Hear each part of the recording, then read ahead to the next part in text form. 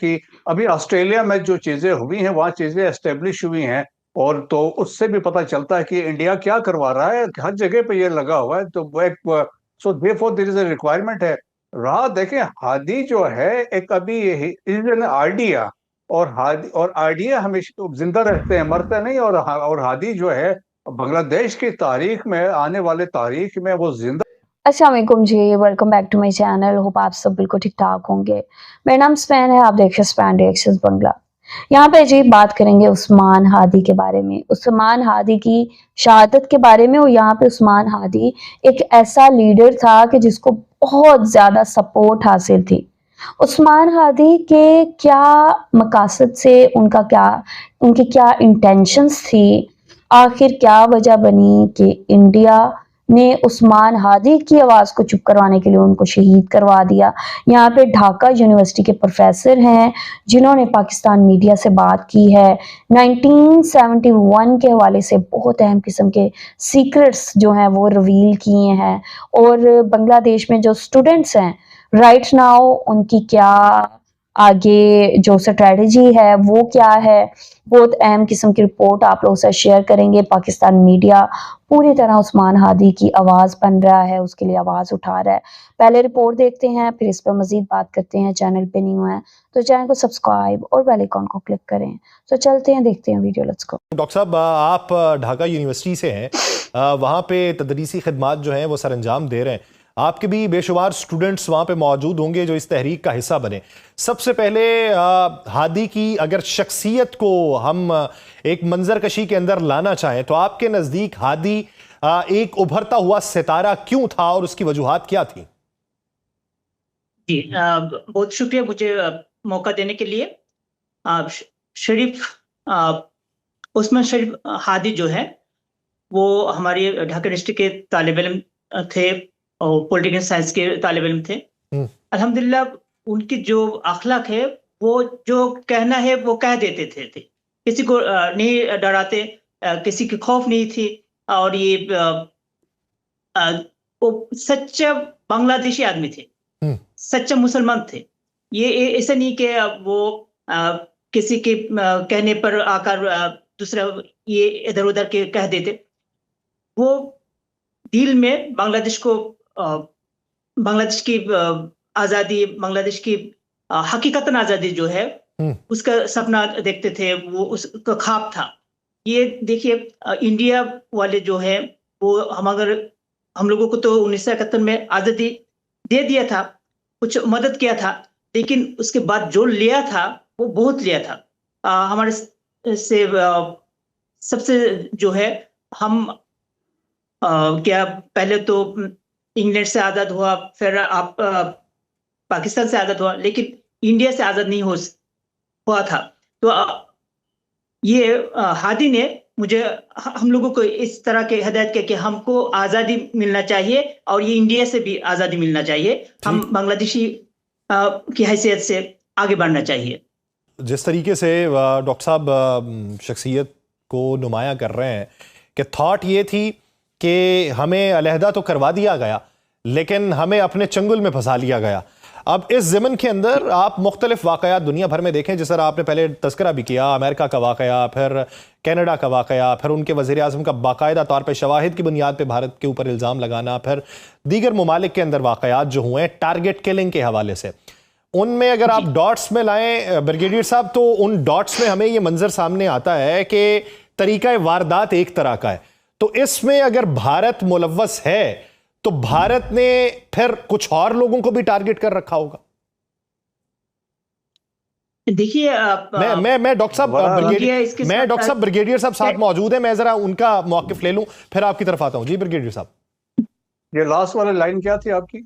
मैंने कहा सर, अगर टारगेट किया गया है उस्मान शरीफ हादी को इस बुनियाद पे कि वो भारत मुखालिफ था, फिर तो और भी टारगेट पे बहुत सारे लोग होंगे।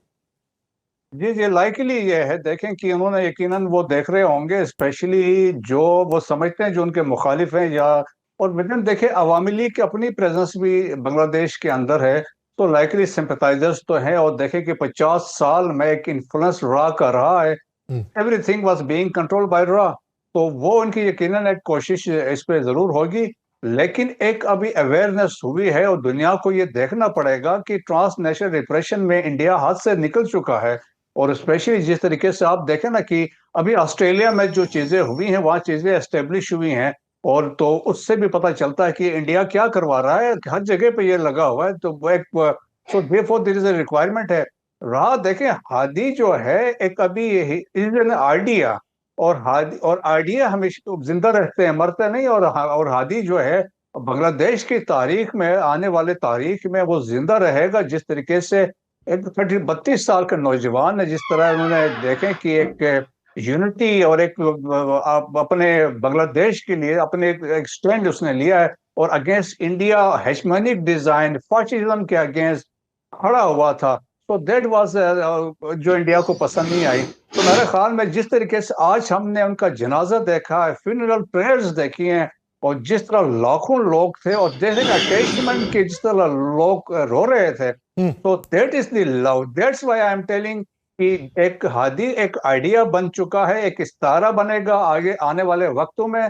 और आप देखें बांग्लादेश के और लोग इसमें मुत्तहिद होंगे, और यकीनन अपने बांग्लादेश के सरहदों के दिफा के लिए, बांग्लादेश के तामीर और ठीक। तरक्की के लिए ये सारे मुल्क खड़े होंगे। Over a period of time हुआ, स्पेशली जब इमीडिएट हम देखते हैं, जब वो देखे एट्रोसिटीज जो थी अवामी लीग में, जब शेख हसीना वहां पे एज ए डिक्टेटर थी, स्पेशली वो टारगेट कर रही थी दोस्त जिन्होंने पाकिस्तान के साथ खड़े रहे थे, पाकिस्तान की मदद की थी। मेनली फोकस उनका जमात इस्लामी था, और इवन देखें 90 प्लस जो एज के लोग थे उनको उन्होंने फांसी पे लटका दिया था। दैट वाज द हेट्रेड जो उन्होंने वहां पे दिखाया। फिर इसके बाद देखें स्पेशल कोटा सिस्टम का प्लानिंग उन्होंने अनाउंस की थी कि जो लोग पाकिस्तान मुक्ति वाहिनी के जो लोग थे उनको किया था। तो एक अवेयरनेस लोगों में थी, और जिस तरीके से वहां पे हेट्रेड पाकिस्तान के अगेंस्ट डेवलप हो रहा था। इवन देखें ना गवर्नमेंट तो शेख हसीना की थी, लेकिन इसमें अभी इवन कहते हैं सेक्रेटरी से इवन जो आर्मी में प्रमोशन वगैरह की वो थी, वो भी आए जो रॉ वाले कंट्रोल करते थे उनके परमिशन से चलती थी।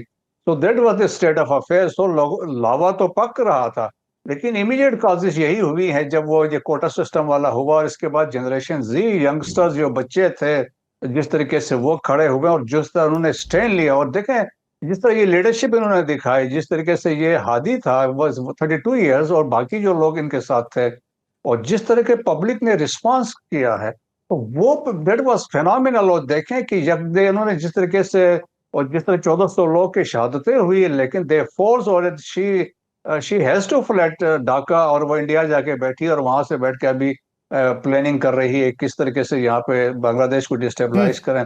सो एक वाज़ेह मैसेज है बांग्लादेश के इनकी लीडरशिप में, और उन्होंने अपनी रिवाइवल है, अपनी हिस्ट्री रिवाइवल है, वो रिवाइवल किस तरीके से होगा ये एक सवाल है। सवाल ये है कि जो बांग्लादेशी सियासत है इसमें उतार चढ़ाव माजी के अंदर नहीं रहे, लेकिन अब बहुत ज्यादा आ रहे हैं। ये उतार चढ़ाव सस्टेनेबिलिटी में किस तरीके से कन्वर्ट होंगे? जी अभी देखें मेरे ख्याल में जिस तरह रियलाइजेशन आ गई है, और इस तरह यंगस्टर्स लीड कर रहे हैं, मेन स्ट्रीम पोलिटिकल पार्टी से खालिदा जिया की बांग्लादेश नेशनल पार्टी है, और इसके अलावा जमात इस्लामी है, और फ्यूचर में लाइकली है जब इलेक्शंस होंगे एक कोलिशन बनेगी, यही पार्टीज आगे आएंगे। और बल्कि ये देखें हादी तो उन्होंने इनकलाब मंचो नाम के साथ एक पार्टी बनाई थी, और उनका अल्टीमेट ये था कि वो इंडिपेंडेंट इलेक्शन लड़ना चाहते थे। तो उस तरह बाकी लड़के भी जो यंगस्टर्स थे, जो बेसिकली पिलर्स थे, जो अभी भी इस हिस्सा है इस इंटरम सेटअप में, यकीन उनके पास वो इतने हर दिल अजीज जो लीडर्स हैं वो भी इलेक्शन लड़ सकते हैं। They will also form part of it. लेकिन ये है कि ये इंडिया के चुंगल से, जो इंडिया के इन्फ्लुएंस से निकल आए हैं, अपनी अब अलग शिनाख्त जो देखें बंगाली मुसलमानों के बहुत बड़ा पाकिस्तान की स्ट्रगल में तो बुनियाद इन्होंने रखी थी, और बहुत कलीदी किरदार था। तो दैट्स वाई आप देखें कि वो अभी भी वो अटैचमेंट है जो हम नजर आती है जो पाकिस्तान के साथ है। 14 अगस्त को जिस तरह उन्होंने सेलिब्रेशंस वहां पे की है, पाकिस्तान के साथ खड़े हैं। सो मेरा ख्याल में हम तमाम मुस्लिम ममालिक को, स्पेशली पाकिस्तान को, हमें इस मामले पे उनके साथ खड़ा होना चाहिए। ये बांग्लादेशी सियासत का एक टर्निंग पॉइंट है, और इसके बाद जो सियासी तौर पे वहां पे इस तरह पैदा हो रहा है, और जो एक नई सोच जन्म ले रही है, ये बांग्लादेश को बेहतर समत में गामजन करेगी। बहुत शुक्रिया ब्रिगेडियर रिटायर्ड मसूद खान साहब इस हवाले से अपना वक्त देने के लिए। डॉक्टर गुलाम रब्बानी ढाका यूनिवर्सिटी से हमारे साथ मौजूद थे, उनका भी शुक्रिया। नाज़रीन, ओके जी, ये रिपोर्ट आप लोगों ने देखी है बांग्लादेश के अंदर जो एक नई सोच जन्म ले रही है, किस तरह बांग्लादेश में जो स्टूडेंट की जो कैंपेन है वो हाईलाइट हो रही है। किस तरह इंडिया ने बांग्लादेश के अंदर एक ऐसे नाम को दबाने की कोशिश की है, चुप कराने की कोशिश की है। तो लाइक यहाँ पे पाकिस्तान की आर्मी जो है वो भी उस्मान हादी की शहादत को लेके इस चीज़ को कंडेम कर रही है इंडिया की जानिब से। ये जो राह की जानिब से बांग्लादेश के अंदर डिस्टेबलाइजेशन फैलाने की कोशिश की जा रही है। तो उस्मान हादी इनका कहना है कि एक नाम नहीं है बल्कि एक आइडिया है, एक आइडिया का नाम है कि लाइक जो आगे सितारा बनेगा और तारीख की किताबों में जिसका नाम लिखा जाएगा।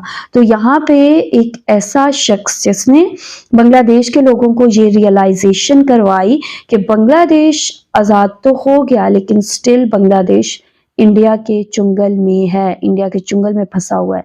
यही वजह है कि शेख हसीना के खिलाफ कोटा सिस्टम जो था उसको लेके जो प्रोटेस्ट स्टार्ट हुए और जिस तरह फिर तुलबा की पूरी ह्यूज मैस लेवल पे जो ठीक है एक प्रोटेस्ट शुरू हुआ, जिसके बाद शेख हसीना को बांग्लादेश से जाना पड़ा। उसके पीछे जिस लीडर का रोल था वो थे जी उस्मान हैदर।